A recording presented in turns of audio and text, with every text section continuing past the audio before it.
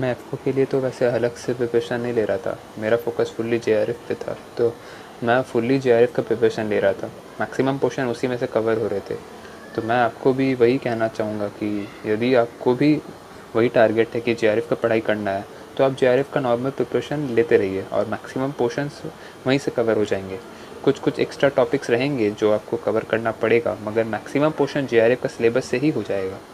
वैसे अलग से कोई प्रिपरेशन की ज़रूरत है नहीं इसमें, और आपको एक काम करना है जो मैं आप कर सकते हैं कि आप आर्टिकल पढ़ सकते हैं, क्योंकि बहुत सारे ऐसे न्यूज़ चैनल्स हैं या फिर आर्टिकल्स आपको मिल जाएंगे। जैसे बहुत सारे अच्छे अच्छे आर्टिकल्स हैं, जैसे the Hindu, the economic times, ऐसे बहुत सारे मिल जाएंगे। आपको ऐप्स भी मिल जाएंगे जिसमें आप ऐसे आर्टिकल्स पढ़ सकते हैं। और मतलब अपने स्मार्टफोन को आपको स्मार्टली क्लेवरली यूज़ करना पड़ेगा। नॉर्मल जो बीएससी एजी का जो कोर्स होता है, जो आपकी कॉलेज से पढ़ रहे हैं, उसको उसी के साथ साथ वैसे आर्टिकल्स पढ़िए, या फिर टेलीग्राम पे जो बहुत सारा ऐसा चैनल्स आता है उसको भी आप फॉलो कर सकते हैं। रेगुलर क्विज़ेस, पीडीएफ्स, वहाँ से आपको सब मिल जाएगा, और वही सब आप फॉलो कीजिए और उसमें से आपका मैक्सिमम पोर्शन कवर हो जाएगा। देखिए, एज़ सच तो मेरा कोई ऐसा रूटीन नहीं था, मैं तो बस कोर्स का स्टडी करता था मैक्सिमम टाइम। बीच बीच में जब मुझे टाइम मिलता था तब उस टाइम मोबाइल में थोड़ा बहुत यूट्यूब से या फिर मतलब वीडियोस देख लिया करता था और न्यूज़पेपर फॉलो करता था। ऐसे ही मेरा मतलब कोई फ़िक्स रूटीन नहीं था, मतलब मैं बस टाइम को वाइजली फॉलो करता था। और ऐसे मतलब देखा जाए तो सबका अलग अलग अपना रूटीन होता है। इंसान को अपना रूटीन अपने टाइम के हिसाब से, कि कब उसका ब्रेन ज़्यादा एफिशिएंटली वर्क कर रहा है, उस हिसाब से अपना रूटीन बनाना चाहिए। एज सच कोई पर्टिकुलर किसी का कोई रूटीन होता नहीं है। मार्केट में तो देखिए बहुत सारे बुक्स हैं। जनरल एग्रीकल्चर के लिए आप नीम राज सुंदा फॉलो कर सकते हैं। इससे बहुत सारे क्वेश्चन पूछे जाते हैं। पिछले सालों में बहुत सारे क्वेश्चंस पूछे गए हैं। इसके अलावा आप आर के शर्मा का जो बुक है वो भी पढ़ सकते हैं। एग्रीकल्चर क्वेश्चन बैंक आता है नीरज प्रताप सिंह का, उसको भी फॉलो कर सकते हैं। एस आर कंतवा पढ़ सकते हैं एमसीक्यूज़ के लिए। रीजनिंग और एप्टी के लिए आप आर एस अग्रवाल पढ़ लीजिए। इंडियन इकोनॉमी, पंचायत राज, कोऑपरेटिव के ऊपर पढ़ सकते हैं।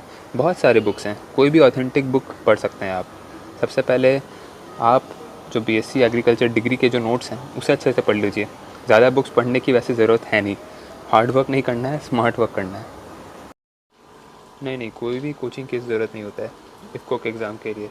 मैं अपना पर्सनल एक्सपीरियंस शेयर कर रहा हूँ कि मतलब मैंने कोई कोचिंग ली नहीं थी एक्स्ट्रा। उसका कोई ज़रूरत ही नहीं पड़ता है। आप जस्ट अपना जो पढ़ाई कर रहे हैं उसी पे फोकस कीजिए। आप नॉर्मल प्रिपरेशन में ध्यान दीजिए, आर्टिकल्स पढ़िए, क्विज़ फॉलो कीजिए, मॉक टेस्ट दीजिए, उसी से हो जाएगा। अलग से कोचिंग लेने की कोई ज़रूरत ही नहीं है, एटलीस्ट वो भी इफ़को के एग्ज़ाम के लिए। टिप्स बोला जाए तो फर्स्ट एंड फॉरमोस्ट जो इम्पॉर्टेंट थिंग है कि आप जो नॉर्मल आपका जो कोर्स है, बीएससी एग्रीकल्चर का सेमेस्टर वाइज जो कोर्स है उसको अच्छे से पढ़िए। उसमें आप फोकस कीजिए, और कुछ एडिशनल टॉपिक्स हैं जैसे कि इंडियन इकोनॉमिक्स, कोऑपरेटिव सोसाइटी, कुछ ऐसे 2-3 पोर्शंस को ज़रा ज़्यादा इंपॉर्टेंस दे के पढ़िए। और मेन फोकस मगर आपका जो सेमेस्टर का स्टडी है उसी में होना चाहिए। उसके अलावा आप जैसे मैंने बताया आर्टिकल पढ़िए, उसके टच में रहिए, स्मार्टफ़ोन को स्मार्टली यूज़ कीजिए। और अगर आपके फ़ोन में टेलीग्राम है तो आपको वहाँ बहुत सारे ऐसे चैनल्स मिल जाएंगे, जैसे एग्री स्टडी, या फिर बहुत सारे चैनल्स हैं मिल जाएंगे आपको वहाँ पे, जहाँ से आप क्विज़ अटेंड कर सकते हैं। क्योंकि ये बहुत ज़्यादा इंपॉर्टेंट हो जाता है क्वेश्चंस बनाना, और जितना आप ये सब चीज़ों के साथ मतलब ज़्यादा अटेंड कीजिएगा, आप जितना फॉलो कीजिएगा आपको ज़्यादा फ़ायदा होगा ये सब चीज़ों से। और क्योंकि जैसे मेजर फैक्टर जो आता है वो है एक्चुअली टाइम मैनेजमेंट का। तो उसको मैनेज करने के लिए आप जितना ज़्यादा ध्यान दे सकते हैं आप उतना मॉक टेस्ट दीजिए। आप ज़्यादा क्वेश्चंस बनाइए ताकि आप एग्ज़ाम के लिए जो कंडीशंस हैं उसके साथ आप खुद को हैबिचुएट कर सकें। क्योंकि मॉक टेस्ट देना बहुत ज़रूरी होता है। मेन फोकस पढ़ाई का रखिए, and as much as possible आप मॉक टेस्ट अटेंड कीजिए। अंत में बस यही कहना चाहता हूँ कि थैंक्स टू एग्री स्टडी मुझे ये अपॉर्चुनिटी देने के लिए, ताकि मैं अपना स्ट्रैटेजी शेयर कर सकूँ, या फिर मतलब जिस रास्ते चल के मैंने एग्ज़ाम क्रैक किया है वो सब मैं आपको बता सकूँ, ताकि आपका भी हेल्प हो जाए।